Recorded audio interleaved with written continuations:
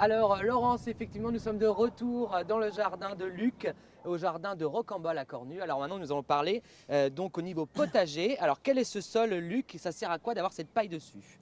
Alors le sol, on ne le voit pas là justement, hein. C'est vrai, pardon.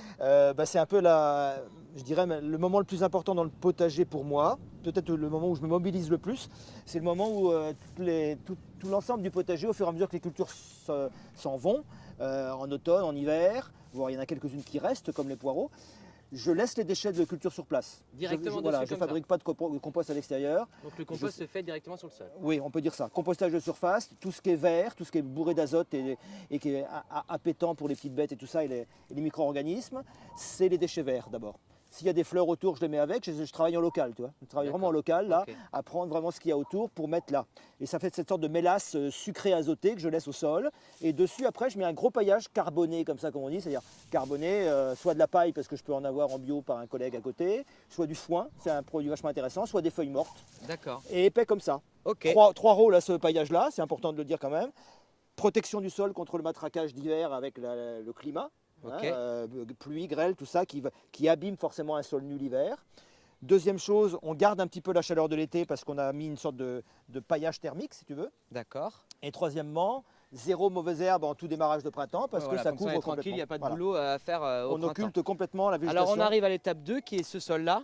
Alors pour aller très vite, ouais, donc l'étape 2, c'est un peu... on se retrouve au printemps. Qu'est-ce qu'il faut au printemps pour qu'un sol fonctionne en termes de minéralisation, comme on dit, en termes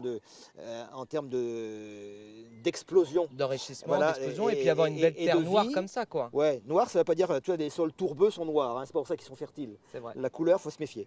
Par contre, j'enlève le paillage pour deux raisons principales. Pour que le sol perde de l'eau, se ressuie, comme on dit, et pour qu'il se réchauffe.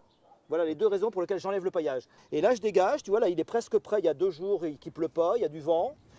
C'est presque. Ce que j'allais dire, il n'y a pas beaucoup de travail à faire là. La terre Quasiment. est pratiquement Regarde, déjà. le sol, il se défait pratiquement. Il est encore un tout petit peu humide. Ok, J'attends une journée comme ça sans pluie. Je travaille au croc sur ça. ok. Jamais un labour bêchage. Toujours un croc sur ça. Et je démarre. Là, c'est Ma une grand-mère planche. disait toujours un binage vaut 2 arrosages. C'est vrai. Oui, alors c'est plus tard, c'est l'opération d'après ça. Ouais. Un binage, c'est quand on désherbe. Donc là, je vais implanter les cultures, donc là des carottes et des pommes de terre nouvelles, a priori sous petit tunnel plastique. Et là, D'accord. ma terre va être très facile à reprendre, à engager au niveau travail. Donc le tunnel plastique, c'est ce qu'il y a là-bas de l'autre côté. Voilà, et ça renforce, voilà, on peut aller là-bas, oui. C'est la suite si on veut, quoi. Ok. Toutes mes cultures de printemps, là je suis sur un bloc de rotation printemps. C'est-à-dire que groupés dans cette partie du jardin, les 15 planches qui sont là sont prévues pour des cultures de printemps. D'accord. Donc là, je t'ai parlé des carottes nouvelles, mais on a démarré déjà des cultures avant les carottes nouvelles, parce qu'on peut démarrer fin février, début mars. Et là, c'est une petite planche qui est divisée en 3. Alors là, c'est quoi? Voilà, Qu'est-ce qu'on donc a là, il y a mis les premières laitues Batavia de printemps, Ok. que j'ai installées là, tu vois. Un peu de ferramol au pied, qui est un lentilimace bio que j'utilise à bon Ouais, pour escient. éviter Là, que j'ai les mis, petits j'ai mis pousses en soient voilà. mangés. Et qu'on met en général 2 ou 3 jours avant de planter, parce que c'est un mode d'action qui est différent Ah oui, d'accord. de l'antilimace Avant qu'on met avant. Ah bah ça, je savais pas, Voilà. d'accord. Donc avant de planter, on met déjà l'antilimace. Ouais, quoi. pour que les petites bêtes, les petites limaces ou escargots viennent bouffer ça. Et en général, elles arrêtent de s'alimenter et retournent dans le sol. Ok. Si tu mets ça en même temps que la salade, il y a le risque qu'elles bouffent de la salade et qu'elles bouffent du produit.